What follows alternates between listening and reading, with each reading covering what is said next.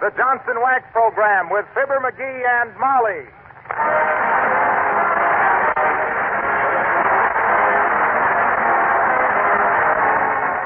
The makers of Johnson's Wax and Johnson's Self-Polishing Glow Coat present Fibber McGee and Molly, written by Don Quinn, with songs by Martha Tilton and the King's Men, and music by Billy Mills. The show opens with Hiya, Neighbor.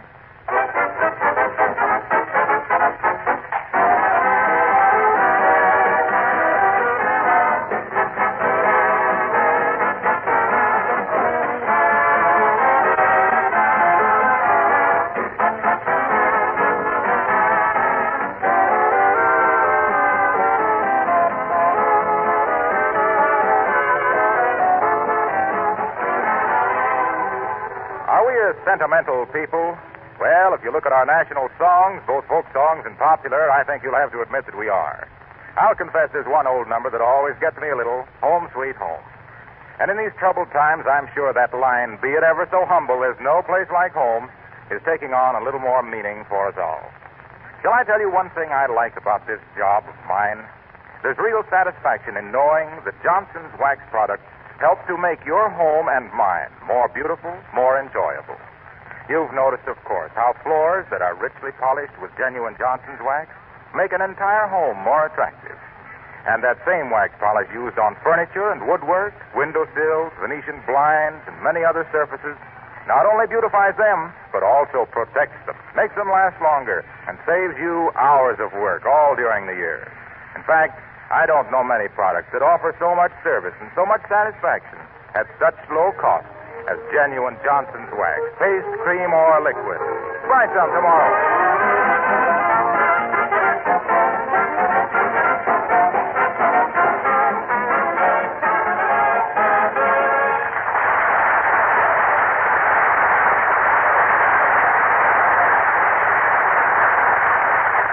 Well, life has settled down to comparative normalcy at 79 Wistful Vista.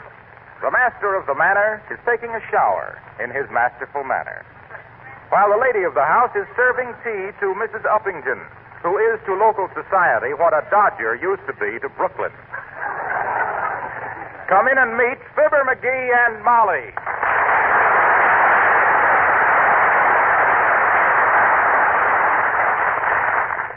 Isn't this rather an odd time of day for Mr. McGee to be taking a bath?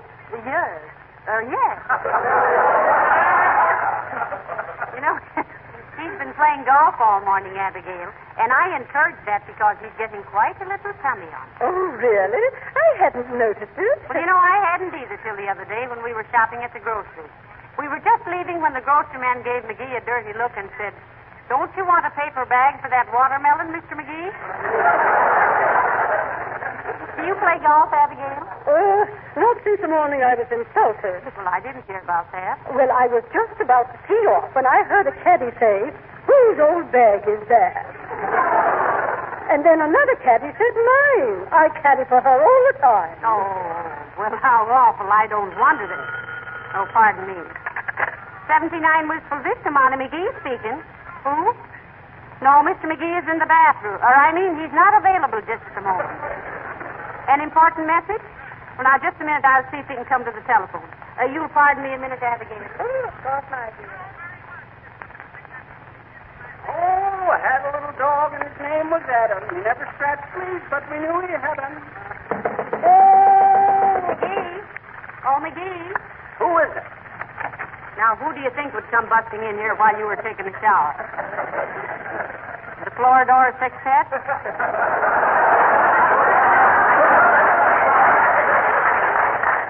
Tell him to go away. I ain't dressed. McGee, it's a phone call for you. They said it was very urgent. Oh, well, you take the message. All right, but it may be pretty important. Get dressed quick and come out. Okay. Oh! Hand me that bridge pad and that little pencil, Abigail. Yes. Thank you. Hello? No, Mr. McGee can't come to the phone just now. I'll take the message. And you can go as fast as you like. I'm taking it in shorthand. Yes. Fibber McGee, 79 Wistful Vista. Yes. Need you. Yes. Urgently. Yes. Worth $50,000. Yes, I have that. Yes. Who, Jim? Let you know when? Oh, by tomorrow. Yes, well, thank you. I'll see that Mr. McGee gets it right away. Goodbye. Heavenly days, this must be important. Well, where on earth did you ever learn shorthand, you clever girl? The same place I first met McGee, at business college. I studied stenography, and he studied... Hi, Uppy. Hey, Molly, where's that phone message? What was it? What'd they say? Well, I wrote it all down here. Here you are. Oh, thanks. Fibber McGee, 79, Wistful Vista. Hey, what is this? Chinese, or have I still got soap in my eye? It's shorthand, Mr. McGee, and it must be very important. It says it's worth $50,000, and they must know by tomorrow, and somebody named Jim. Well, who's Jim, and what's he got to know by tomorrow? Gee whiz, $50,000. Read it to me, Molly. Read it, quick. All right, give it here. Yeah. It says, Well, now, wait a minute. I always was better at writing shorthand than I was at reading. Oh, now, calm yourself, Mr. McGee. Yeah. I'm sure it will all come back to her in a moment. Well, can't you remember what they said, my dear? Why, no. In shorthand, they train you to concentrate on what you're writing, not on what's being said. Now, let me see. I think this squiggly little potholes here being... no, no, it doesn't either. Not unless it has a loop on the end. Oh, but Molly...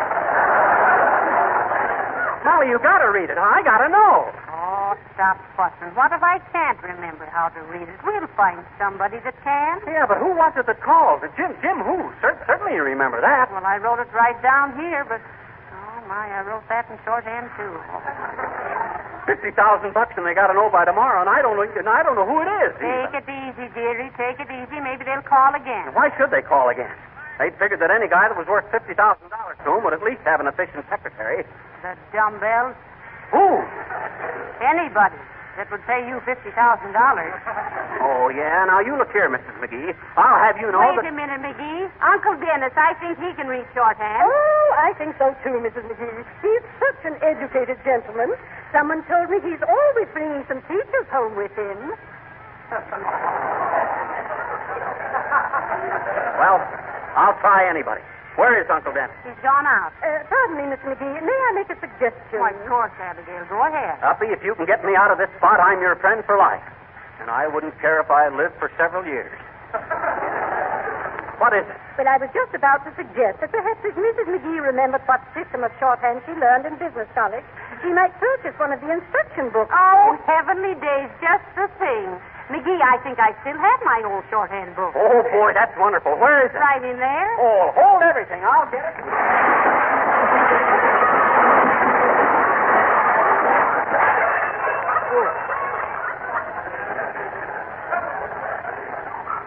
Gotta straighten out that closet one of these days.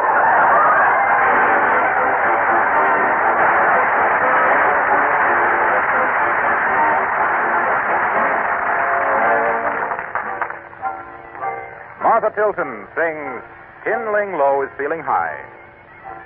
On the Yangtze River, near the Yangtze Stadium, lived a little China boy. Fate was mighty fickle, never had a nickel, didn't have a single toy. He took a rice bowl, a pair of chopsticks, he learned to beat out a lot of hot licks. Now as he drums, he remarks with a grin, today I am a mandarin.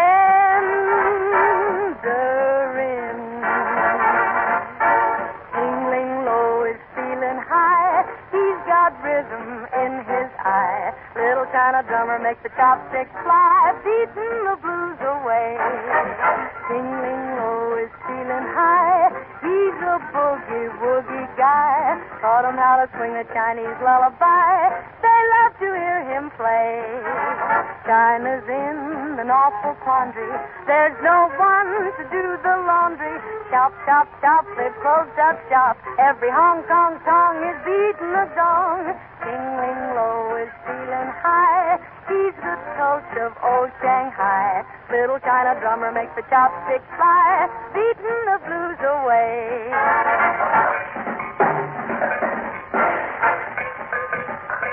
They're in a quandary down at the laundry. When that drummer starts to jangle, there's no one left to run the mangle. Chop, chop, chop, King Lo is feeling high. He's the toast of old Shanghai. Little China drummer makes the chopsticks fly. Beating the blues away.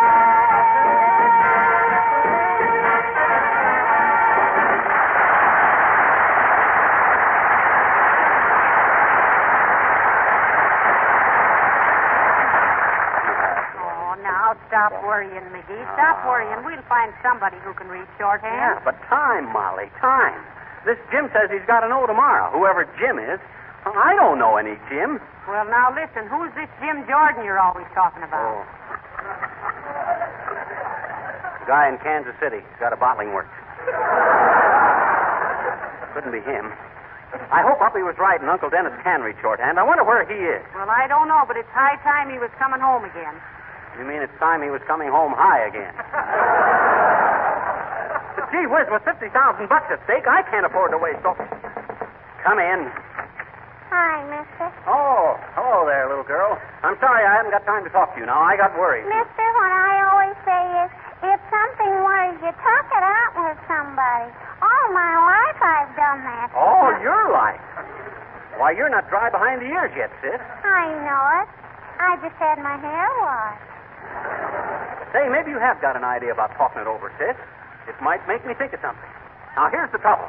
I got an important message over the phone, see? Who from? I don't know. But it's... What is it about? I don't know.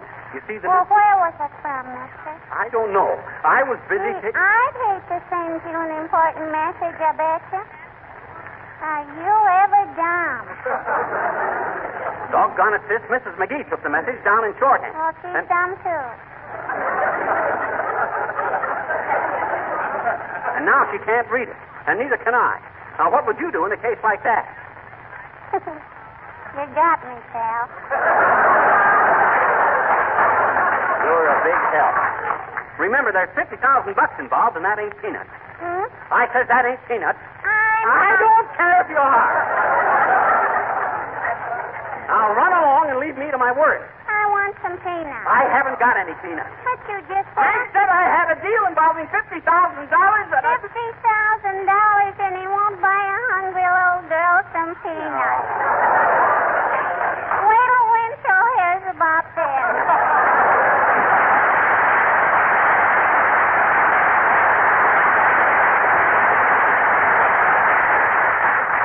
Impudent little twerp. I can read her future in the palm of her father's hand.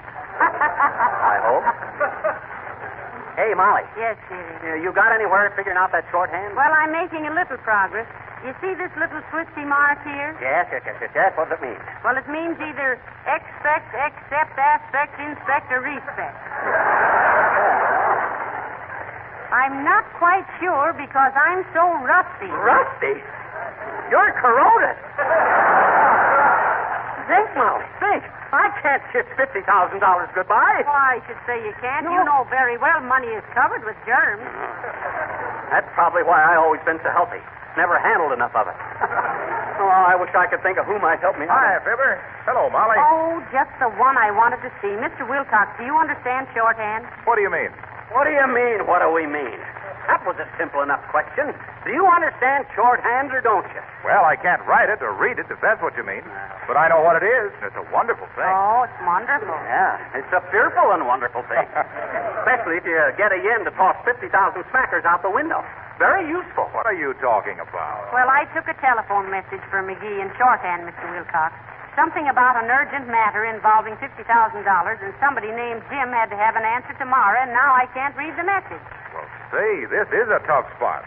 Well, my wife knows shorthand. What, she does? She does? She surely does. She says it was very useful to her in college. She's always telling me that shorthand is sort of like Johnson's self-polishing glow coat because it's the new and easy way to do an old and hard job. Why, when you stop to think that... Wilcox, please. I'm getting desperate. You got 37 weeks to tell about glow coats, and I only got a few hours left to get that $50,000. Oh, don't be so selfish. What's a mere $50,000 when you can save 1 million housewives hours and hours of linoleum scrubbing? Oh. Why, when you consider that Johnson's Glow Coat shines as it dries with absolutely no rubbing or buffing in 20 minutes or less. Oh, God. saves your hands from that rough grub bucket look. Oh, hey, Molly, quick, get Fibber a glass of water. He looks dizzy. Oh, dear. McGee, sit down, dearie. Take it easy. I'm okay. It was that stuff about having rough hands. That's what got me. But, McGee, your hands are nice and smooth. I know. I can feel $50,000 slipping right through 'em. Say, Mr. Wilcox, will you please ask your wife to run over and help me read this shorthand message? Well, I don't think You said she knew shorthand. Give me my hat, Molly. I'll run over to Wilcox's and see her. I'll be back in just... Hey, wait a minute. Better take a clean shirt. What's me? What's the matter with the one he's got on? It'll get soiled on the train. My wife is in Oak Park, Illinois, visiting her mother. Sorry, Fibber. I hope you get somebody to read it for you.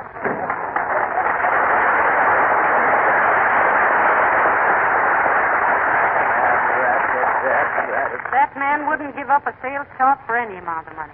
He's like an Indian who just ran out of chewing tobacco. Why? No cut blood.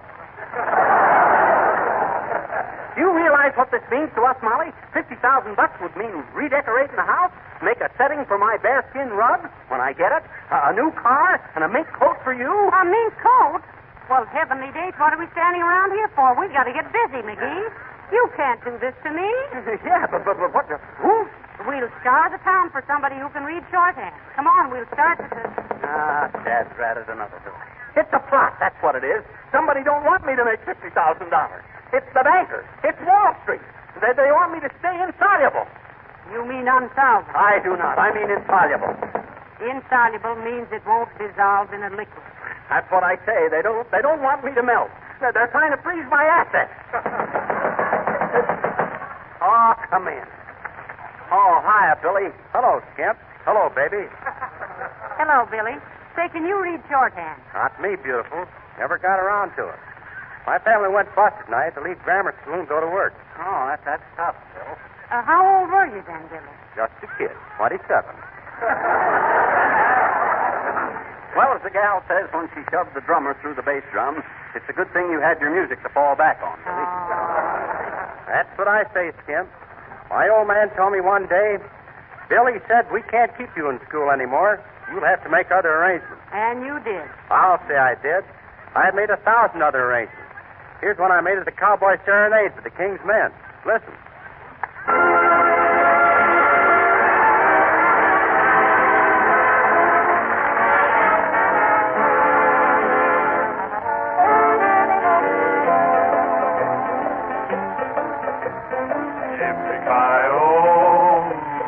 When I'm rolling my last cigarette, sing that cowboy song I never will forget. Yippee-ki-yay, yippee-ki-yay, the sun's almost set, and I'm rolling my last cigarette.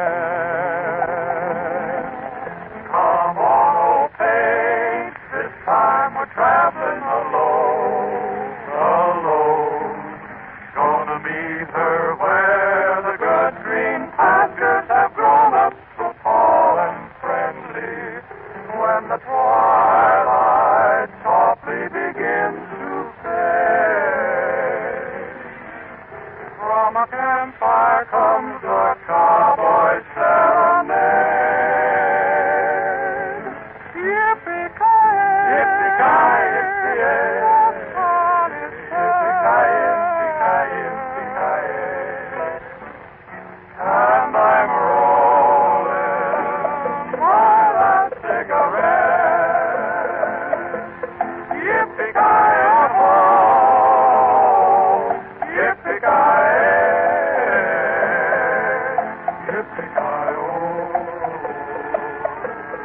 yippee-ki-yay,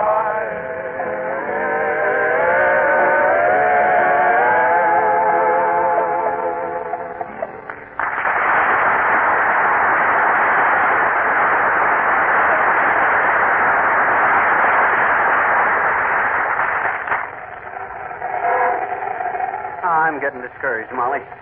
We've been all over town. Asked 19 people and 2 strangers. None of them can read shorthand. This burg is practically illiterate. Now, don't give up, Billy. Remember, Rome wasn't built in a day. They were probably shorthanded, too.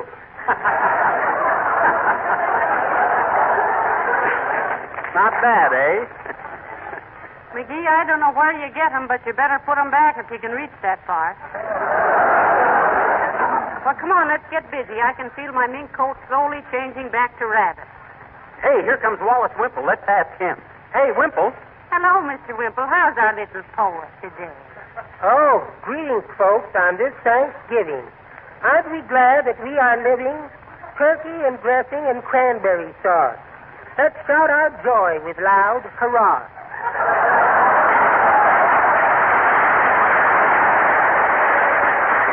What's the idea, Wimple? This ain't Thanksgiving. I know, Mr. McGee. That's a greeting card verse I wrote just this morning. I wanted to see how you liked it. Just trying it on the dog, you might say. Who, me? I'm afraid you're barking up the wrong dog today, Mr. Wimple.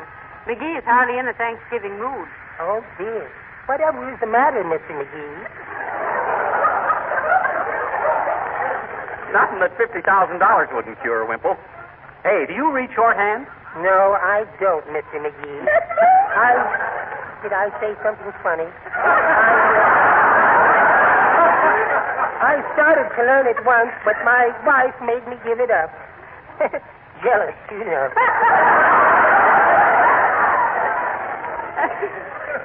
Jealous of shorthand? Yes, indeed. I was practicing it one day while she was doing some ironing, and she said, "What are you studying, Wallace?" And I said, "Shorthand, sweetie face." And she said, "Will I be able to read it, Wallace?" And I said, "No, sweetie face." And she said, "That's fine, Wallace," and patted me on the head with a flat iron. Well, I'll bet that sizzled your hair, Wimple. Yes, it did. And then she hit me again because she thought I was hissing at her.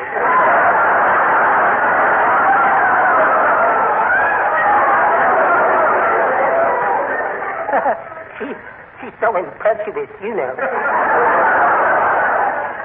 You poor lad. How on earth do you stand all that abuse, Mr. Wimple? Oh, she's really a lovely woman, Mrs. McGee. She has a heart of solid gold. Solid gold, eh? Yes. Sometimes I like to think of her buried deep in Fort Knox. Oh, but I see you're fidgeting, Mr. McGee, so I'll just run along now and do an errand for the little woman. Tell me, do you know of a good Potawatomi carpenter? A Potawatomi carpenter? No, we don't, Wimple. Why? My wife splintered one of her Indian clubs. Well, goodbye now.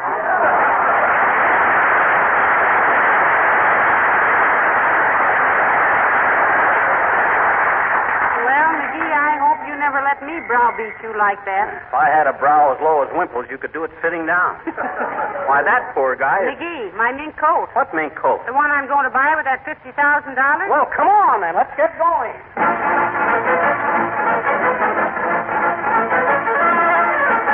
Look, Bud, you're the official court reporter for the circuit court here, ain't you? Oh, yes, I am. Why? Well, as citizens of this community, we want to ask you a favor. Why, of course. Be glad to do anything I can for you.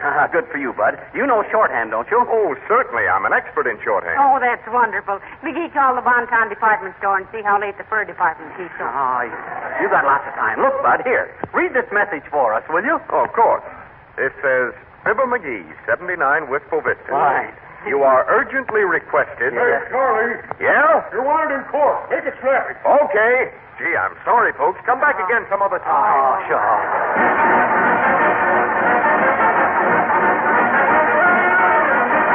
Come on, McGee. The information desk is right over here. These librarians are supposed to know everything. Hey, sis. Not so loud, please. People are trying to read. Oh, we're sorry. Can you read shorthand? No, I'm sorry. You're sorry?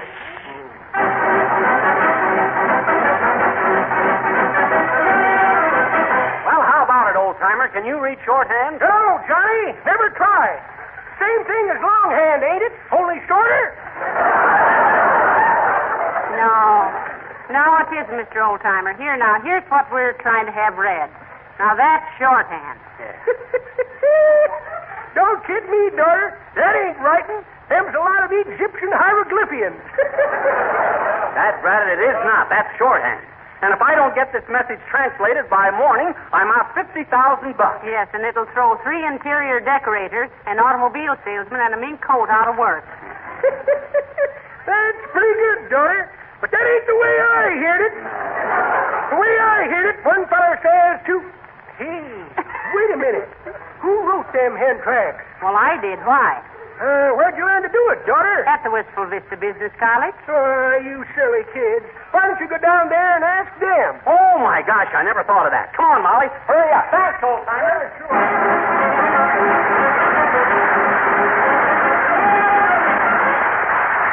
Heavenly days. Aren't we the dumbbells, McGee? I'll say, as the hungry flea says when he walked across the elephant, I sure have been overlooking the obvious. Well, I'm in there pitching anyway.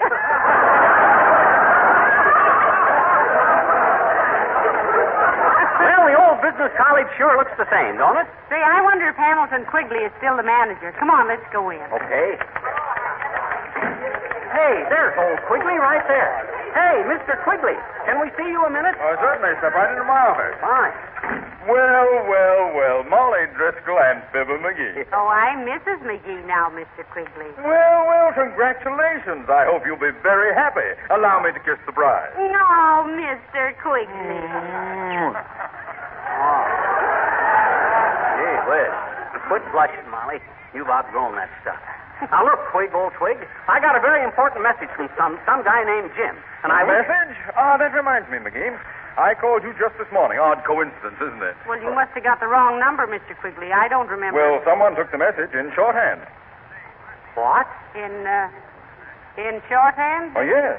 We were urgently requesting Mr. McGee, as one of our prominent alumni, to preside at the dedication of our new $50,000 gym.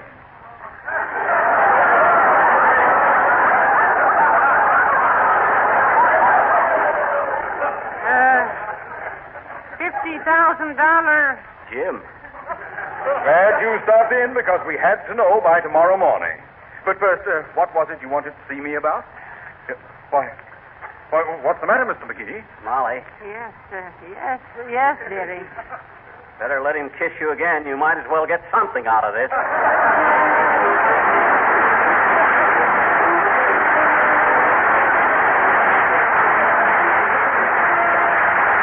Fibber and Molly will be back in just a moment. In the meantime, there's something I wanted to be sure to mention tonight. That matter of taking extra good care of your automobile so it will not only last longer, but give you greater pleasure, too. You know, it's one thing to have the motor and tires and brakes in good condition, but if the outside of your car looks old and dingy, there isn't much fun driving it, is there? Why don't you decide right now to keep your car looking its best, shining like new, with economical, easy-to-use Johnson's Car New, the modern polish that both cleans and wax polishes in one application. Now, if you still think of wax polishing as a hard, tedious job, you've got a big surprise in store the first time you use Car New. And this is an awfully good month to get on the Car New bandwagon. You can enjoy the good fall days still ahead, and your car is ready for the bad weather when it comes. Ask for Johnson's Car New at your regular wax dealer, auto supply store, or service station. It's spelled C-A-R-N-U.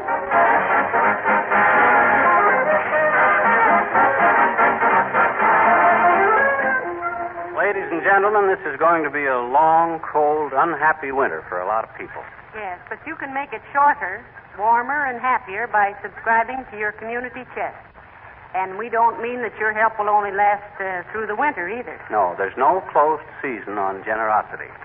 Good night. Good night, Hal.